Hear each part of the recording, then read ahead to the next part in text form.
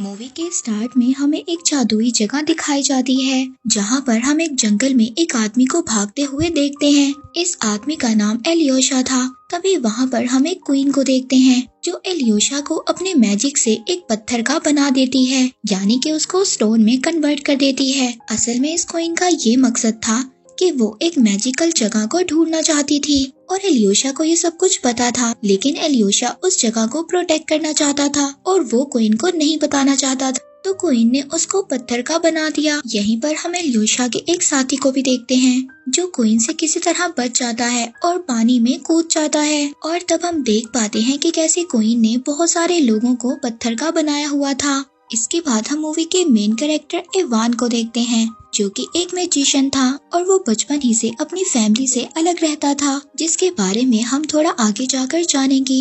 Ivan different किस्म के ritual perform कर लोगों को एंटरटेन करता था और यही उसका प्रोफेशन है।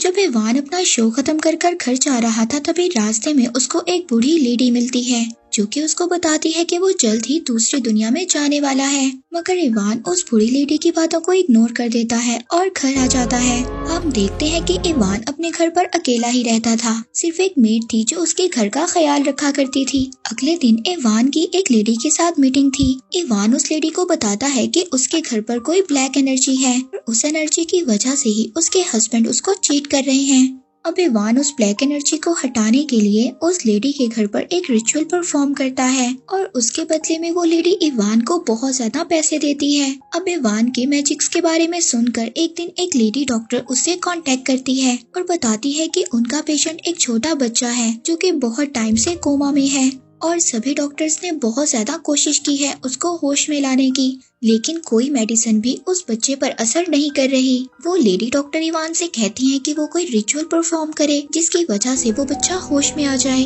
अब इवान जब उस बच्चे को देखता है और कहता है कि वो उस बच्चे को ठीक नहीं कर सकता और वहाँ से जाने लगता है, पर इवान को उस बच्चे के लिए बहुत ज्यादा बुरा भी लग रहा था। तभी उसको अपना बचपन का टाइम याद आ जाता है जो वो बहुत ज्यादा छोटा था, ऑर्फनेज में रहा करता था। वहाँ पर कुछ बच्चों ने उसको तंग करने के लिए एक रूम में बंद कर दिया था, मगर इवान ने एक पिन की हेल्प से उस डोर को खोल लिया था और वो पिन आज भी इवान के पास थी और वो उस पिन को अपने लिए आज भी बहुत ज्यादा लकी समझता है। जब वो एक दिन रेस्टोरेंट में बैठा होता है तो वहाँ पर उस लेडी का हस्बैंड आ जाता है जिसके घर में इवान ने रिचुअल परफॉर्म किया था।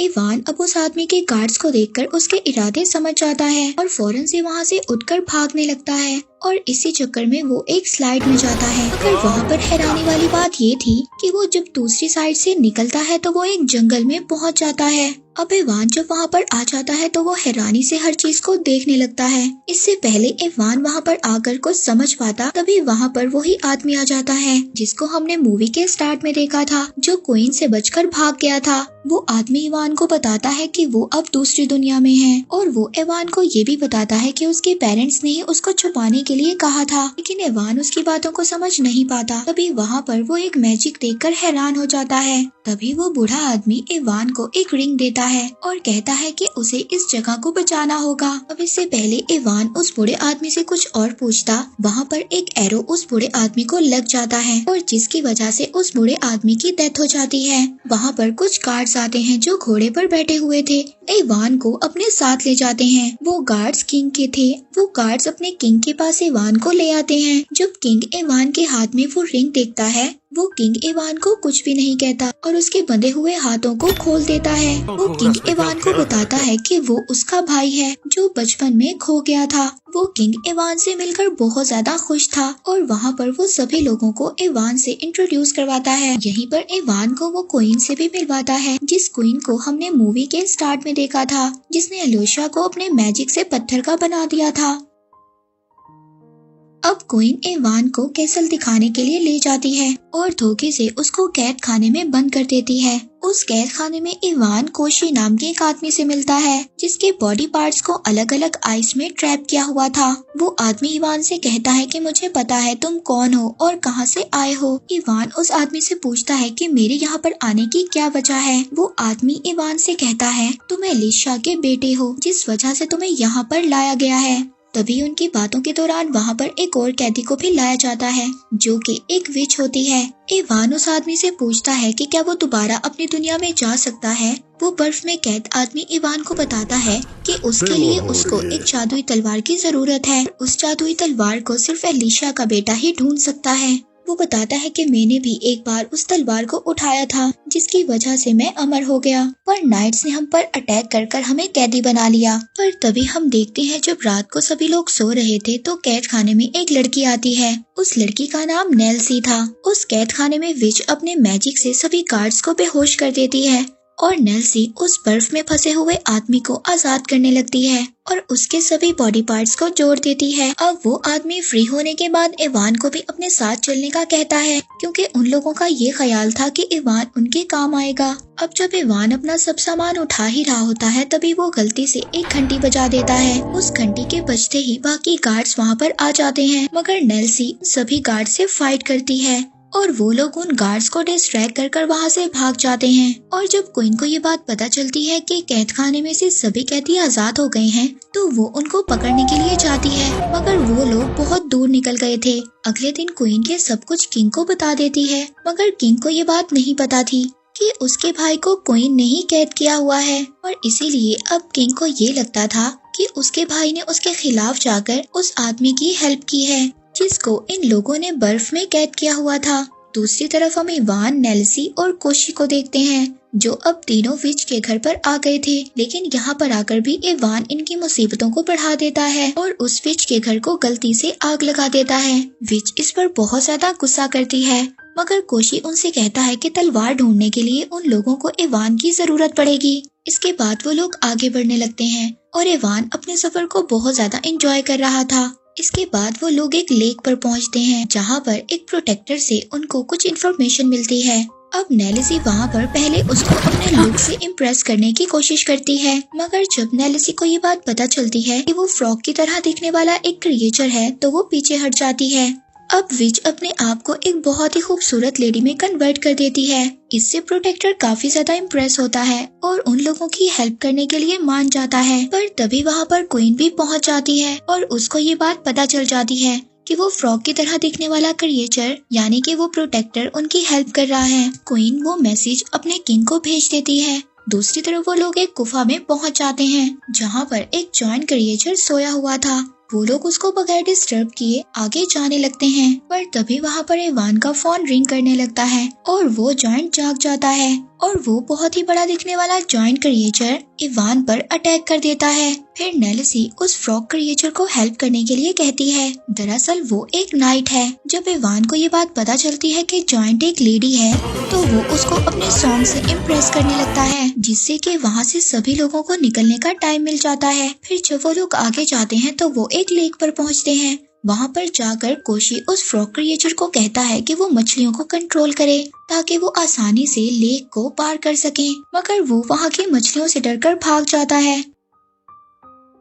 और इसी बीच कोशी और नेल्सी की भी फाइट होने लगती है, मगर नेल्सी वहाँ से चली जाती है। अब तभी नेल्सी के जाने के बाद कोशी इवान को उसकी स्टोरी सुनाता है। वो बताता है कि नेल्सी किंग को बहुत ज्यादा पसंद आ गई थी, जिसकी वजह से क्वीन नेल्सी से जेलस होती थी। क्वीन ने नेल्सी से बदला लेने के लिए उसके सभी फैमिली मेंबर्स को फ्रॉग बना दिया, मगर विच ने फिर उसकी हेल्प की और क्वीन के मैजिक को रिवर्स कर दोबारा से उन लोगों को इंसान बना दिया। इवान जब नेल्सी की सारी स्टोरी सुनता है तो उसको बहुत ज्यादा दुख होता है। इसके बाद वो नेल्सी को मनाने के लिए एक रैबिट को उसके पास लेकर जाता है, मगर नेल्सी उस रैबिट से डर जाती है। तभी वो रैबिट क्वीन में चेंज हो जाता है और साथ ही वहाँ पर क्वीन के गार्ड्स भी उनको घेर लेते हैं। गार्ड से बचने के लिए वो सभी लोग एक कुएं में कूद जाते हैं और उस एरिया को ब्लॉक भी कर देते हैं। और थोड़ी ही देर में वहाँ पर फ्रॉग क्रिएचर भी आ जाता है। वो विच को देखकर बहुत ज्यादा गुस्सा करता है क्योंकि विच ने उनको धोखा दिया था, मगर फिर वो क्रिएचर उन सबकी हेल्प करता है और क्वीन का सामना करने के लिए खुद अकेला वहीं पर रुक जाता है और क्वीन उस फ्रॉग क्रिएचर को मार देती है। दूसरी तरफ वो लोग बिल्कुल सही दूसरे रास्ते पर चल पड़ते हैं। इवान अपनी दुनिया में दोबारा जाना चाहता था, मगर नेल्सी इस बात से बिल्कुल भी खुश नहीं थी क्योंकि वो इवान को पसंद करने लगी थी। फिर जब वो अगले दिन सोकर उठते हैं तो क्वीन अपने गार्ड के साथ वहाँ पर मौजूद थी, मगर वहाँ पर भी नेल्सी क्वीन के गार्ड से मुकाबला करती है, मगर नेल्सी फाइट के दौरान ऊंचाई पर से नीचे गिर जाती है, मगर खुद को वो फ्रॉग में कन्वर्ट कर बच जाती है। अब क्वीन वहाँ से इवान को ले जाती है, मगर रास्ते में इवान क्वीन को डिस्ट्रैक्ट कर वहाँ से भाग जाता है और भागते हुए वो उस रास्ते पर पहुँच जाता है जहाँ पर बहुत ज्यादा तलवारें होती हैं। अब वहाँ पर क्वीन भी आ जाती है। वो अपने मैजिक से इवान पर अटैक करने लगती है, मगर इसी दौरान इवान के हाथ में असली तलवार आ जाती है। वो उस तलवार की वजह से क्वीन को आसानी से हरा देता है। इसके बाद वो तलवार वो कोशी को दे देता है, मगर कोशी यहाँ पर उससे एक धोखा करता है। वो इस तलवार को किंग से चेंज करना चाहता था, वो भी एक स्टोन के लिए। अब यहाँ पर हमें एक बात पता चलती है कि इस मास्टरमाइंड प्लान के पीछे कोई और नहीं बल्कि किंग था। वो इस तलवार और स्टोन से अपने आप को अमर करना चाहता था, मगर वो किंग कोशी को धोखा देता है। जैसे ही वो किंग तलवार से कोशी पर अटैक करने लगता है, तभी नेलिसी वहाँ पर आ जाती है। नेलिसी उस पर अटैक करती है और तलवार को दूर फेंक देती है। अब इवान उस तलवार को उठाता है और साथ ही अपनी असली दुनिया में आ जाता है। पर यहाँ पर इवान अपनी असली दुनिया में आकर बिल्कुल भी खुश नहीं था। वो सोचता है कि उसको नेलिसी को ऐसे नहीं छोड़ना चाहिए था, इसीलिए अब वो दोबारा उसी स्लाइड वाले रास्ते से चला जाता है। मगर इतने में ही गार्ड्स आकर उसको पकड़ लेते हैं। उधर दूसरी तरफ किंग अपना मैजिक कंप्लीट करने ही वाला था, तभी इवान वहाँ पर आ जाता है और उस किंग को गन से शूट कर देता है। वो किंग जब इवान को मारने आता है, पर तभी वहाँ पर एक ड्रैगन आ जाता है। वो इवान की हेल्प करता है, जिससे कि इवान को नेलिसी को आजाद करने का टाइम मिल जाता है। नेलिसी इवान को बताती है कि अगर वो किंग के स्टोन को तोड़ देगा तो किंग जल्द ही मर जाएगा। अब इवान किंग को डिस्ट्रैक्ट करने लगता है। किंग अपनी तलवार साइड पर रखता है और इवान से फाइट करने लगता है, और दूसरी तरफ क्वीन और नेलिसी भी फाइट करने लगती हैं। यहाँ पर इवान को ये भी बात पता चलती है कि उसके फादर को किंग और क्वीन ने ही मिलकर पत्थर का बनाया था, और इसी फाइट के दौरान कोशी उस स्टोन को उठा लेता है। अब ऐसा लग रहा था कि शायद कोशी उस स्टोन को अपने लिए यूज करेगा, मगर वो अपनी तलवार से उस स्टोन को तोड़ देता है, जिससे कोशी और किंग की डेथ हो जाती है और क्वीन के देखकर वहाँ से भाग जाती है। अब उस किंग के मरने के बाद जितने भी लोगों को उसने पत्थर का बनाया था वो दोबारा से इंसान बन जाते हैं, जिसमें इवान के फादर भी थे। अब ये दोनों एक दूसरे को देखकर बहुत ज्यादा इमोशनल हो जाते हैं और बहुत ज्यादा खुश भी। इवान अब ये बात डिसाइड करता है कि वो अपने फादर के साथ ही इसी दुनिया में रहेगा, और बाद में वो नेलिसी से शादी भी कर लेता है। और एक दिन इवान अपनी वापस दुनिया में जाता है और उस बच्चे को जो कोमा में था एक जादुई ड्रिंक पिलाता है, जिससे कि वो बच्चा बिल्कुल ठीक हो जाता है। और इसी के साथ ये मूवी यहीं पर एंड हो जाती है।